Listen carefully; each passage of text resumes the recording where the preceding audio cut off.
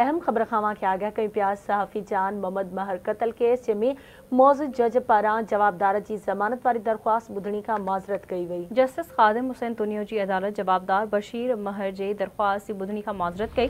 अदालत दरख़्वास्त ॿुधणी लाइ ॿी बेंच ॾांहुं मुंतक़िल करे छॾी। दहशतगर्दी टोड़ अदालत जवाबदार बशीर महर जी ज़मानत वारी दरख़्वास्त रद्द कई हुई। केस जे मुख्य जवाबदार शेरल महर, गुलज़ार महर, रोशन महर, नसीर महर, जुमन महर ऐं कुर्बान महर गिरफ़्तार न थी सघिया आहिनि। सहाफ़ी जान मोहम्मद महर क़त्ल केस मौज़िज़ जज पारां जवाबदार जी ज़मानत वारी दरख़्वास्त ॿुधण खां माज़रत करे छॾी आहे। जस्टिस ख़ादिम हुसैन तुनियो जी अदालत जवाबदार बशीर महर जी दरख़्वास्त जी ॿुधणीअ खां माज़रत कई आहे। अदालत दरख़्वास्त ॿुधणी लाइ ॿी बेंच ॾांहुं मुंतक़िल करे छॾी।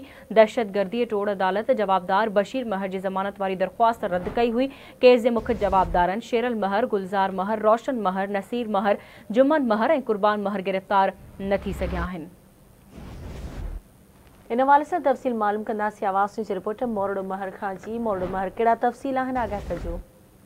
जी बिल्कुल, Sindh high court Sukkur bench justice Khadim Hussain Tunio जी अदालत शहीद सहाफ़ी जान मोहम्मद महर क़त्ल केस जे फरियादीअ जे तरफ़ां जेका आहे ॿिनि जवाबदारनि जी ज़मानत रद्द कराइण ऐं वारी जेका दरख़्वास्त आहे, हिकु जवाबदार जे तरफ़ां जेका ज़मानत लाइ जेका दरख़्वास्त आहे उहा ॿुधण खां माज़रत करे छॾी आहे। शहीद सहाफ़ी जान मोहम्मद महर क़त्ल केस में जेको आहे जवाबदारनि जे ज़मानतुनि जे सिलसिले में जेको आहे दाख़िल करायल दरख़्वास्तुनि जी सिंध जस्टिस महमूद ए ख़ान ऐं जस्टिस ख़ादिम हुसैन तुनियो ते ॿधल ॿ रुकनी बेंच जेको आहे ॿुधणी कई। ॿुधणीअ दौरान फरियादी करमलाए महर जेको आहे पंहिंजे वकील सां गॾु पेश थियो। उन दौरान जेको आहे वकील जो चवणु आहे त जस्टिस ख़ादिम हुसैन तुनियो ते ॿधल जेका बेंच आहे उन जवाबदारनि जी जेका ज़मानत वारी जेका दरख़्वास्त फरियादीअ जे तरफ़ां रद्द कराइण वारी आहे ऐं ॿिए जेको जवाबदार मास्टर बशीर जेल हवाले थियल आहे उनजे ज़मानत वारी दरख़्वास्त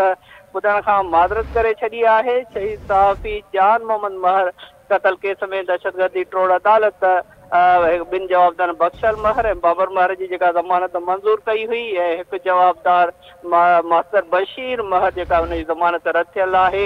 ॿिनि जवाबदारनि जे बख्शल महर ऐं बाबर महर जे ज़मानत वारी दरख़्वास्त रद्द कराइण लाइ फरियादीअ जे तरफ़ां अदालत में दरख़्वास्त दाख़िल करायल आहे। उन दरख़्वास्तुनि जी जेका आहे जस्टिस ख़ादिम हुसैन तुनिया जी अदालत ॿुधणीअ खां जेको आहे दरख़्वास्तुनि खां माज़रत कई वई आहे। जी ठीकु आहे मोरडो महर, मुंहिंजी महिरबानी अपडेट करण जे लाइ।